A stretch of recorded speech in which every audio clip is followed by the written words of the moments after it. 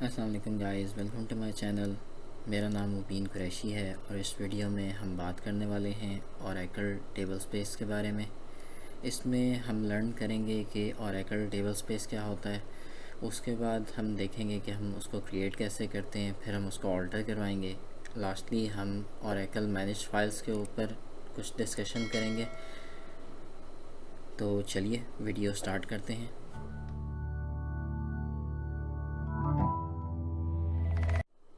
सबसे पहले थोड़ा इंट्रोडक्शन की बात कर लेते हैं टेबल स्पेस के बारे में। टेबल स्पेस वो जगह होती है जहाँ पे ओरेकल टेबल्स को, इंडेक्सेस को, लार्ज ऑब्जेक्ट्स को स्टोर करवाता है फिज़िकल डाटा फाइल्स की सूरत में। इसके अंदर तीन तरह की टाइप्स होती हैं। परमानेंट टेबल स्पेस होता है, अंडू होता है और टेम्प होता है। परमानेंट के अंदर आपका परमानेंट टेबल स्पेस का डाटा जाता है, आपका टेबल्स का जो जैसे एचआर के टेबल्स पड़े हुए हैं और आपके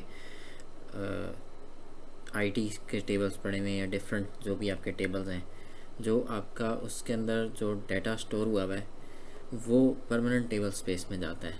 अनडू टेबल स्पेस में वो डाटा जाता है जो आप लेट्स सपोज कि आपने कोई ट्रांजैक्शन की और अब आप चाहते हैं इसको रोल बैक करना। ये हम फर्दर फ्यू लेक्चर्स में देखेंगे कि अनडू कमांड्स कैसे यूज़ करते हैं और रोल बैक की कमांड क्या होती है।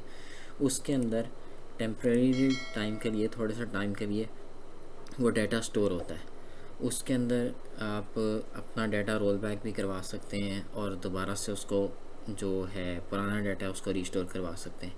उसके अंदर ये अंडू के अंदर ये वाला डाटा होता है। टेम्प के अंदर एसक्यूएल क्वेरीज़ का डाटा होता है, जो आपकी एसक्यूएल आप क्वेरीज़ लगाते हैं, सॉर्टिंग लगाते हैं टेबल्स के ऊपर, व्यूज़ होते हैं, आपकी इंडेक्सिंग होगी या जो भी इस चीज़ से रिलेटेड होता है, जो क्वेरी से रिलेटेड होगा, ये सारा जो डाटा होगा ये टेम्परेरी टेबल स्पेस के अंदर जाता है, जिसको हम टेम्प टेबल स्पेस कहते हैं। पहला होता है परमानेंट, दूसरा अंडू, तीसरा टेम्प। परमानेंट हम यूज़र्स के तौर पे भी इसको डिफ़ाइन करते हैं। बाय डिफ़ॉल्ट ओरेकल जो है वो यूज़र्स का जो है टेबल स्पेस बनाता है, जिसको डिफ़ॉल्ट टेबल स्पेस कहते हैं। ये परमानेंट होता है। अंडू टेबल स्पेस जो होता है वो उसका नेम भी जो होता है वो सेम होता है। ये भी बाय डिफ़ॉल्ट ओरेकल बनाता है जब ओरेकल डेटाबेस क्रिएट होती है। और टेम्प के नाम से ओरेकल एक टेम्परेरी टेबल स्पेस बनाता है जिसके अंदर आपकी सारी क्वेरीज चलती हैं। ये तीनों बाय डिफ़ॉल्ट बनते हैं। अब हम बात कर लेते हैं इसके कुछ एट्रीब्यूट्स के बारे में।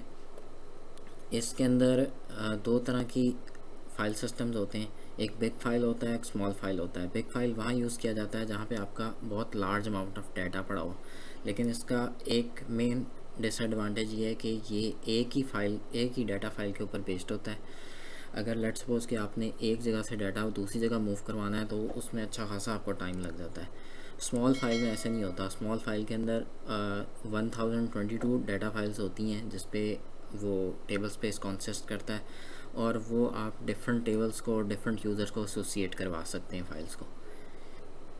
बकाया इसके अंदर जब भी हम टेबल स्पेस बनाते हैं तो हम एक्सटेंड का फ़ीचर ऑन कर सकते हैं कि अगर वो उसका साइज़ फिल हो गया है तो हम ऑटो एक्सटेंड भी करवा सकते हैं, उसका मिनिमम साइज़ और मैक्सिमम साइज़ भी दे सकते हैं।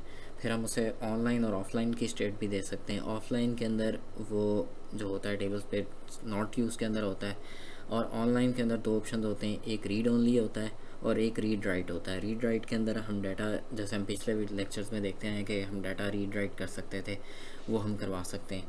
और दूसरे के अंदर ऐसे होता है कि जो रीड ओनली होता है उसके अंदर हम सिर्फ डाटा उसको रीड कर सकते हैं सेलेक्ट की क्वेरीज लगा के। उसके अंदर हम इंसर्ट, अपडेट वगैरह नहीं करवा सकते। तो गाइस, सबसे पहले टेबल स्पेस क्रिएट करने से पहले हम देखेंगे कि ओरेकल कौन सा पैरामीटर यूज़ कर रहा है, बिग फाइल यूज़ कर रहा है या स्मॉल फाइल यूज़ कर रहा है। इसके लिए हम ये वाली कमांड यूज़ करेंगे। ये कमांड्स मैंने पहले से ही सारी टाइप करके रखी हुई हैं, तो इसके अंदर क्योंकि हमारा टाइम भी बच जाएगा इस तरह, तो सिलेक्ट प्रॉपर्टी वैल्यू हमने सेलेक्ट किया है और डेटाबेस प्रॉपर्टीज़ में से, और प्रॉपर्टी नेम जो है डिफ़ॉल्ट टेबल स्पेस टाइप जो है उसको हम सेलेक्ट करवाएंगे।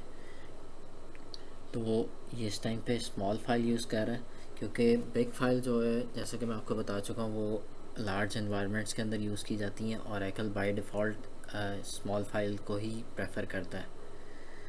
अब हम देखेंगे कि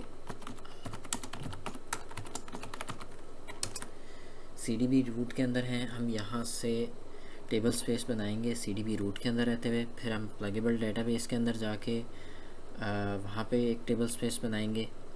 तो चलिए गाइस देखते हैं कि हम कैसे टेबल स्पेस क्रिएट करते हैं।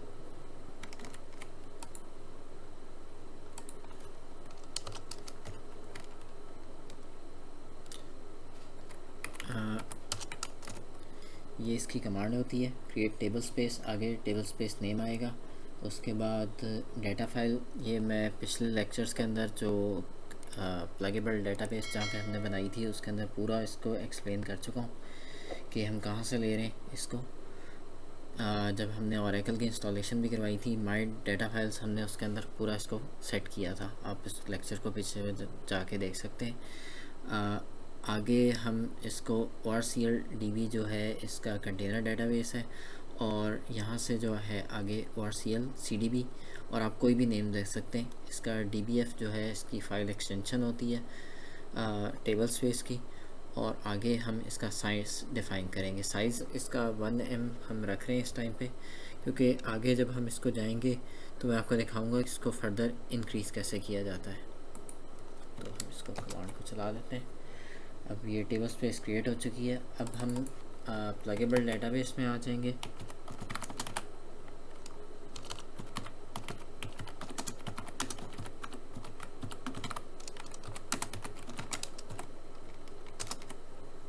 अब हम यहाँ पे आके टेबल स्पेस को क्रिएट करवाएंगे। मैंने दरअसल इसको वर्ड के अंदर टाइप करके रखा है। ठीक है, इसकी भी सेम यही कमांड होती है क्रिएट टेबल स्पेस, आगे टेबल स्पेस का नेम और डेटा फाइल। डेटा फाइल के अंदर हमने ये नोट करना होता है कि एक तो इसमें स्पेस ना आए कोई, और दूसरा जो है ORCL-DB जो है उसके आगे हम डालेंगे प्लगेबल डेटाबेस की डायरेक्टरी। ये पिछले लेक्चर्स में इसको मैं फुली एक्सप्लेन कर चुका हूँ कि हमने इसको कैसे करते हैं। और आगे हम इसकी फ़ाइल टाइप फाइल नेम देंगे, और आगे फाइल टाइप होगा, और साइज़ इसका 1M है। तो ये टेबल स्पेस क्रिएट हो चुकी है। अब हम इसको टेबल स्पेस को यूज़ करते हुए इसके अंदर एक टेबल बनाएंगे, उसके अंदर 10,000 एंट्रीज़ डालेंगे, और उसके बाद फिर इसका जो टेबल स्पेस का रिमेनिंग साइज़ चेक करेंगे, और फिर हम इस साइज़ को 1M से इंक्रीज़ करेंगे। तो चलिए देखते हैं। यहाँ पर हम क्रिएट टेबल की कमांड लगा रहे हैं। टेबल नेम T111 है, ID इसका ऑटो जनरेटेड है, और नेम जो है वो वारकर है। ये बेसिक टेबल की कमांड होती है। और नीचे हम टेबल स्पेस के अंदर जो हमने अभी रिसेंटली ये टेबल स्पेस बनाया था ORCL-PDB यूज़र्स के नाम से, इसको दे रहे हैं। तो ये टेबल क्रिएट हो चुका है। अब हम इसके अंदर PL-SQL का एक कमांड लगाएंगे जिससे हम लूप करवाएंगे 10,000 एंट्रीज़ को।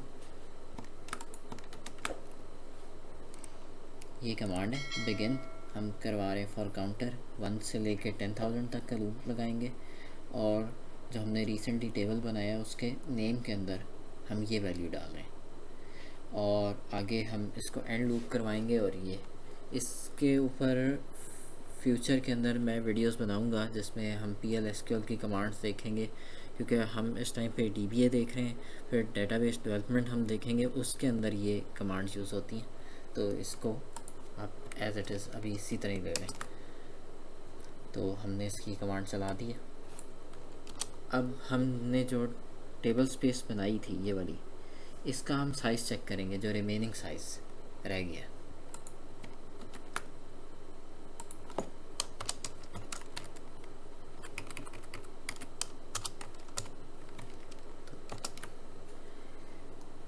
ये 0.375 MB रिमेनिंग है इसके अंदर जो हमने टेबल स्पेस बनाई थी। अब अगर हम वही वाली कमांड दोबारा लगाएंगे जो हमने पहले लगाई थी, तो ये ऑटोमेटिकली एक फेलियर आ जाएगा, इस पर एरर आ जाएगा। उसको हम कमांड को दोबारा लगा के देखते हैं, ये वाली। तो जब हम इसको चलाएंगे तो ये एनेबल टू एलोकेट मेमोरी का एक एरर आता है इसमें कि फ़र्दर इसके अंदर क्योंकि जगह नहीं है 10,000 रोज़ इंसर्ट करने के लिए। तो हम इसकी स्पेस को कैसे बढ़ाएंगे, अब हम वो देखेंगे।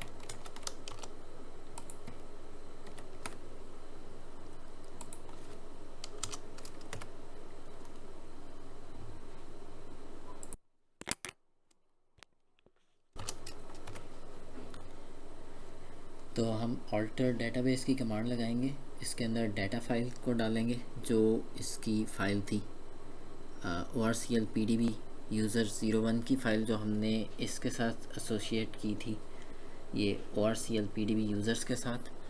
और हम इसको रीसाइज़ करवा देंगे 10 M के साथ। तो डेटाबेस ऑल्टर हो चुकी है। अब हम उसी कमांड को अगर दोबारा लगाएंगे,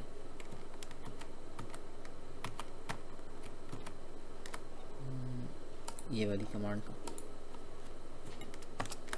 तो ये काम कर रही है। और अगर हम जाके उसका साइज़ चेक करना चाहें,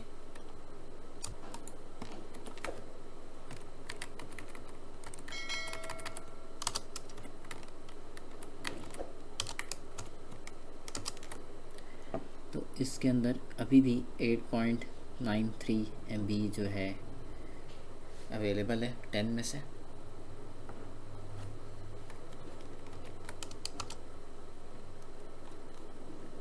अब हम देखेंगे कि हम कैसे ओरेकल के अंदर ऑटो एक्सटेंड की कमांड यूज़ करके एक टेबल स्पेस बनाते हैं। लेट्स सपोज कि आप टेबल स्पेस बनाना चाह रहे हैं और आप चाहते हैं कि आफ्टर कुछ MBs के बाद वो ऑटोमेटिकली एक्सटेंड हो जाए उसका साइज़।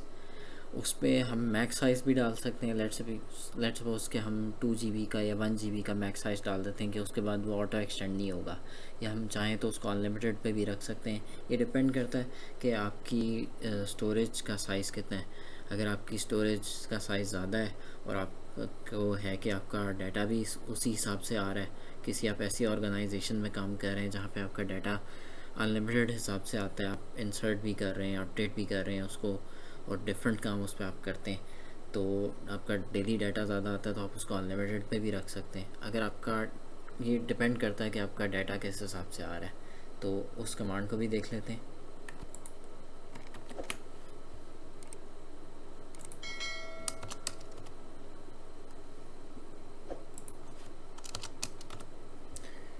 तो क्रिएट टेबल स्पेस, आगे टेबल स्पेस नेम और डाटा फाइल जिस तरह हमने पिछले वाले में डाली थी, और हम इसके अंदर आगे इसका साइज़ डालेंगे कि स्टार्टअप साइज़ कितना होगा इसका। 10 M हम इसको दे रहे हैं। ऑटो एक्सटेंड और नेक्स्ट 10 M के बाद मैक्सिमम साइज़ जो होगा इसका 2 GB भी हम डाल सकते हैं। यहाँ से हम इसको अनलिमिटेड भी कर सकते हैं। तो ये आपकी अपनी मर्ज़ी है कि आप इसको जिस तरह मर्ज़ी करना चाहें। तो फॉर एजुकेशनल पर्पसेस के लिए हम इसको 2 GB ही साइज़ देंगे और इसको हम चलाएंगे कमांड को। तो सही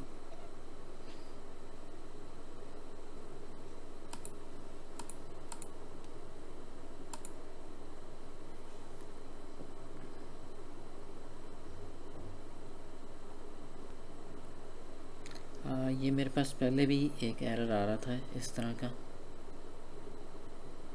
और इसमें सेम यही वाला एरर था।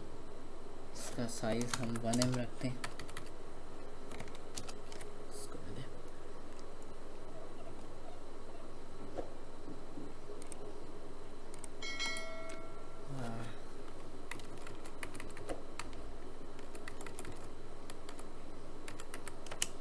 02 कर देते हैं इसको, क्योंकि लास्ट टाइम भी सेम यही एरर था और मैं ऑलमोस्ट आधा घंटा इस पर लगा रहा था और इसका मुझे तो नहीं कोई समझ आई थी। लास्ट टाइम भी मैंने इसको थोड़ा सा चेंज करके देखा था, क्वेरी चल गई थी। अभी भी सिंपल यही एरर आ रहा है। तो हम एक और काम करके देखते हैं। इसको हम यूजली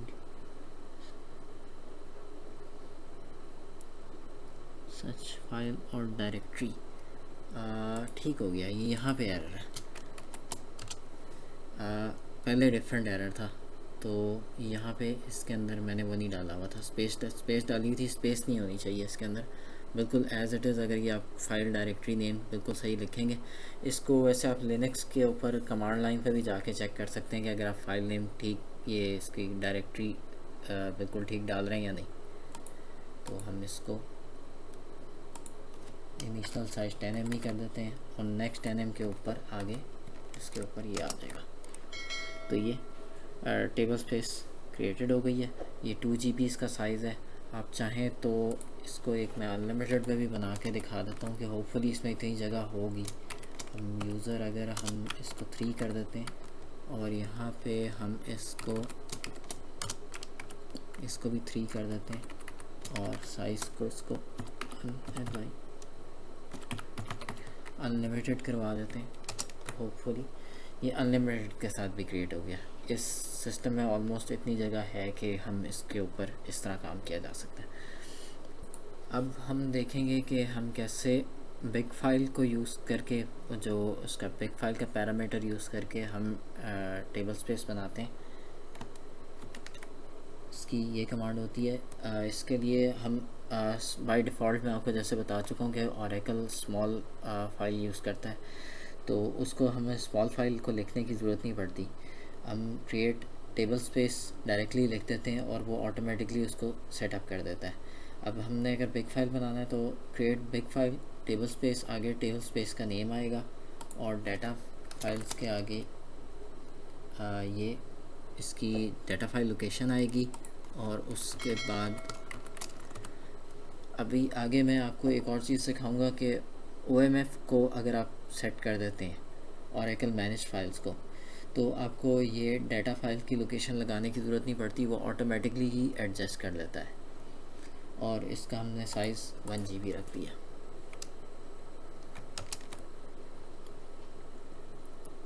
अब इसमें ये सेम यही वाला एरर है। अब इसके अंदर भी यही प्रॉब्लम है कि मैंने जहाँ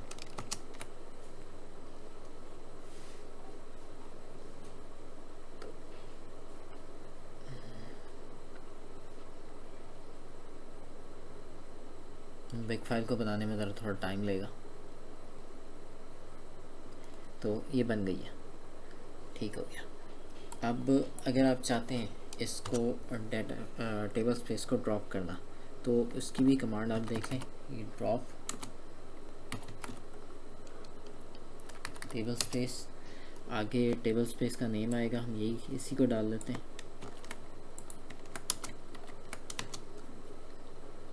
आप चाहें तो इसको डायरेक्टली भी ड्रॉप करवा सकते हैं, अगर आप चाहें तो इंक्लूडिंग के साथ इसको ड्रॉप करवाया जा सकता है। इंक्लूडिंग कंटेंट्स, जितने भी इसमें कंटेंट्स पड़े हुए होंगे वो, और डाटा फाइल्स के साथ।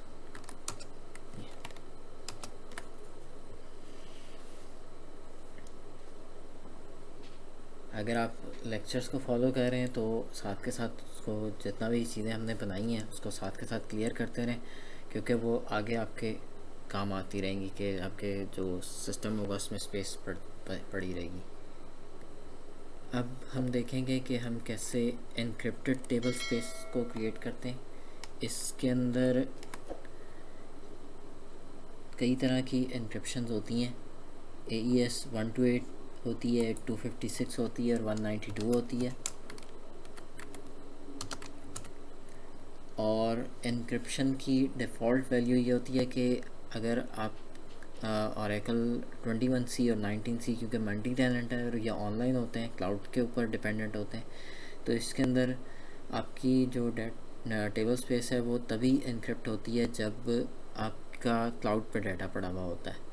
अगर आप चाहें तो इसकी ऑप्शंस को आप चेंज कर सकते हैं। वैसे इसकी इतनी कोई ख़ास ज़रूरत नहीं पड़ती है अगर आप एक लोकल सिस्टम पे आप यूज़ कर रहे हो। अगर आप क्लाउड पे करते हैं तो ऑटोमेटिकली आपका डाटा इनक्रिप्ट कर देता है।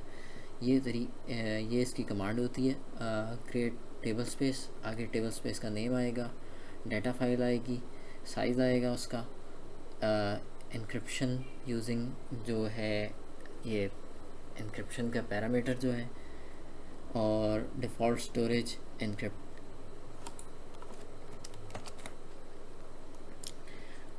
अच्छा ठीक।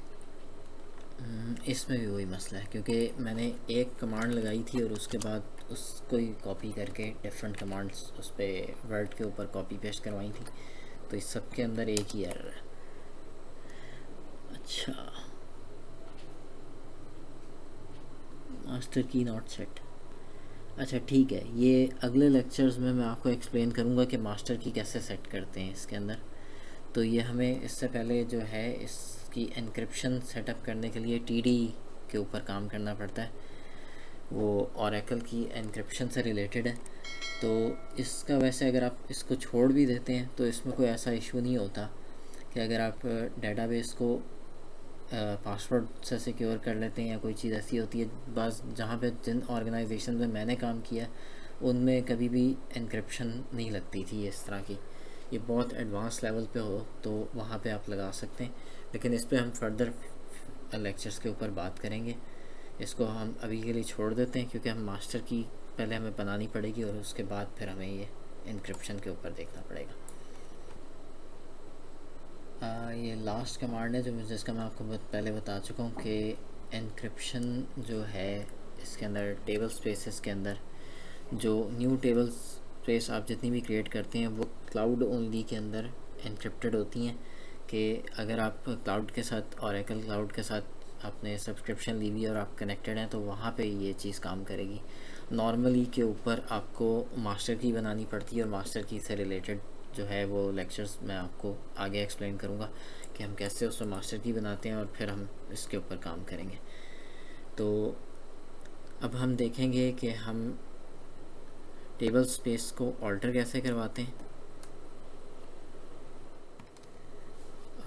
पिछले जो सेक्शन है उसमें हम ये देख चुके हैं कि ओरेकल की जो टेबल स्पेस होती है हम उसको ऑल्टर कैसे करवाते हैं, जैसे हमने रीसाइज करवाया था।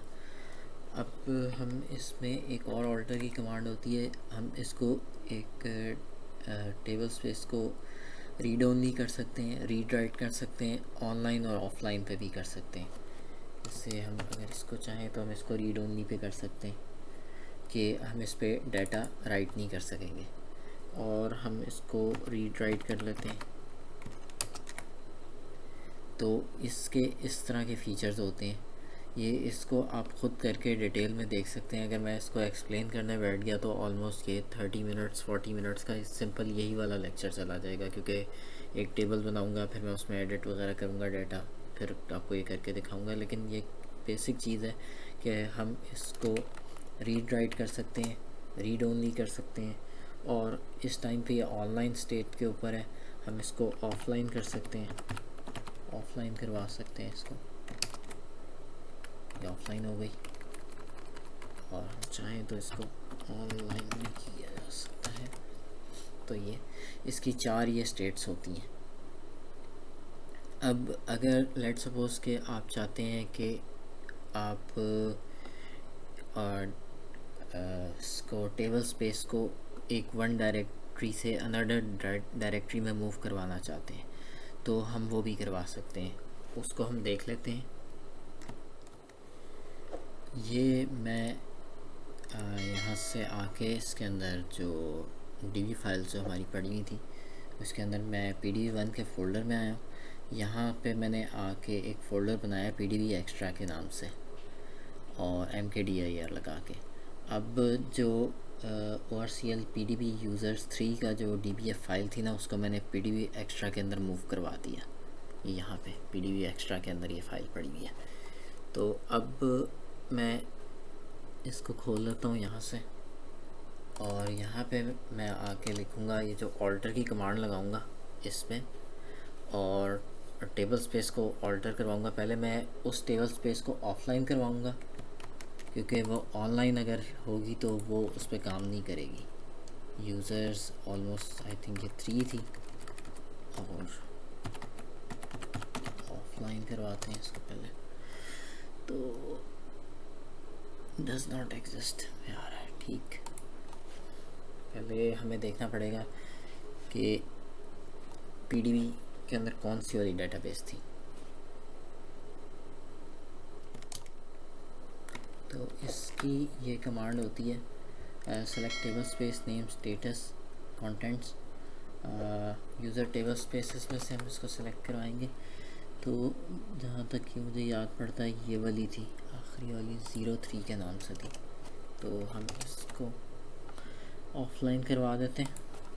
यहाँ पे हम देखेंगे तो ये ऑफलाइन पे आ गई है। अब हम इसको टेबल स्पेस को ऑल्टर करवाएंगे।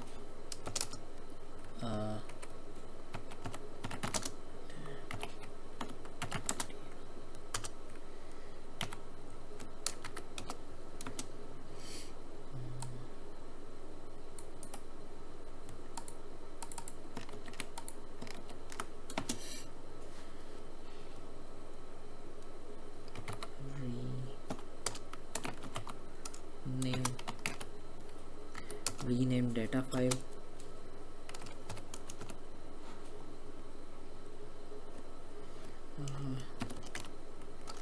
U01 और हम इसको इधर से कॉपी करवा लेते हैं।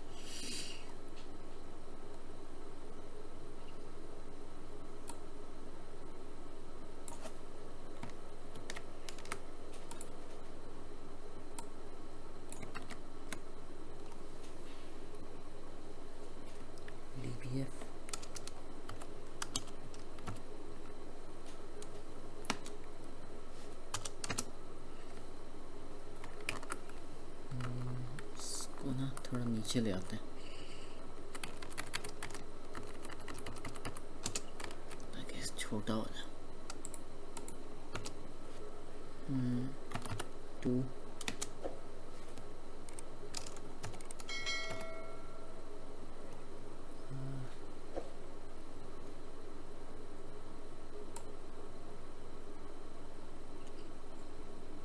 PDB1 कॉपी करवाते हैं यहाँ तक और PDB एक्स्ट्रा और यहाँ पे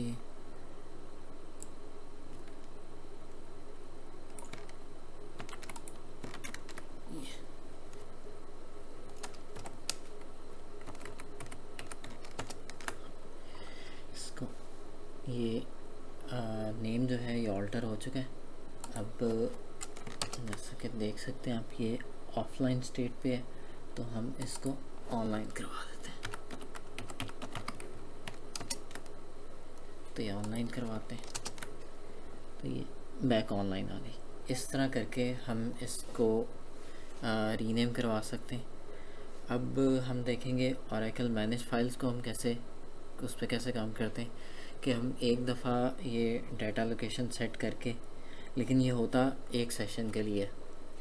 अगर आप इसमें लॉग आउट करवा लेते हैं और दोबारा लॉग इन करवाते हैं तो वो ये सेशन ख़त्म हो जाएगा। आपको हर दफ़ा इसको सेट करना पड़ेगा मैनेज फाइल्स को। लेकिन अगर आप एक दफ़ा करवा लेंगे तो आप हर दफ़ा आपको ये इसके अंदर डाटा फाइल नहीं सेट करनी पड़ेगी।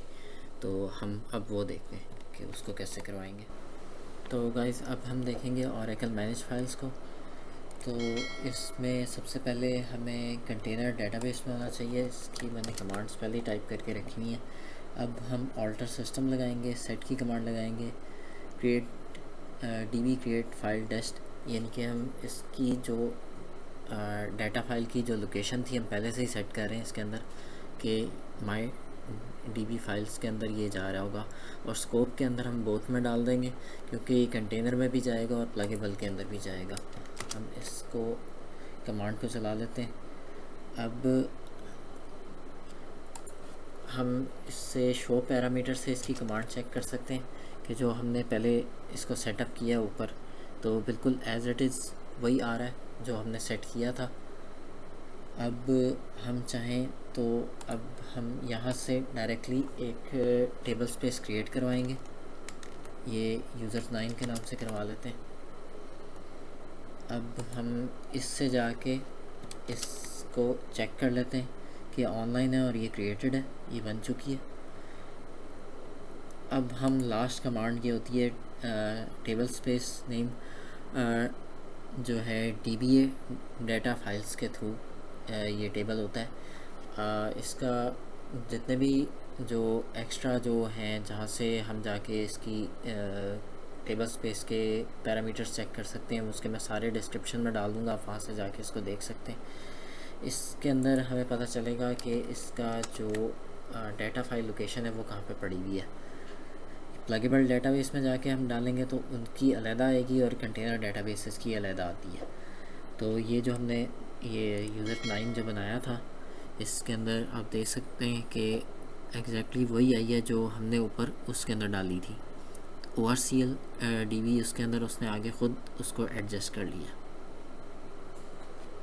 और इसका जो फाइल नेम होता है वो कभी भी उसके साथ मैच नहीं करेगा जो हमने ऊपर जो बनाया था, क्योंकि ओरेकल जो मैनेज फाइल सिस्टम होता है उसका अपना ही फाइल नेमिंग स्कीम होती है, उसके अंदर वो ख़ुद ही एडजस्ट करता है। हम जब उसको मैनुअली टाइप कर रहे होते हैं उसका सबसे बड़ा हमें फ़ायदा ये होता है कि हम अपनी मर्ज़ी से उसको फ़ाइल को डाल सकते हैं, और दूसरा जो है वो फ़ाइल नेम जो होता है वो हम अपनी मर्ज़ी से जो उसके अंदर रखते हैं वो यहीं पे नीचे भी वही फ़ाइल नेम आता है। ये नहीं होगा कि आप फ़ाइल नेम ऊपर कुछ और रखें और नीचे कुछ और है, लेकिन ओरेकल मैनेज फाइल के अंदर ऐसे ही होता है कि जो आप फ़ाइल नेम रखते हैं वो कभी भी वो नहीं आएगा, ओरेकल अपनी मर्ज़ी से फ़ाइल नेम्स रखेगा।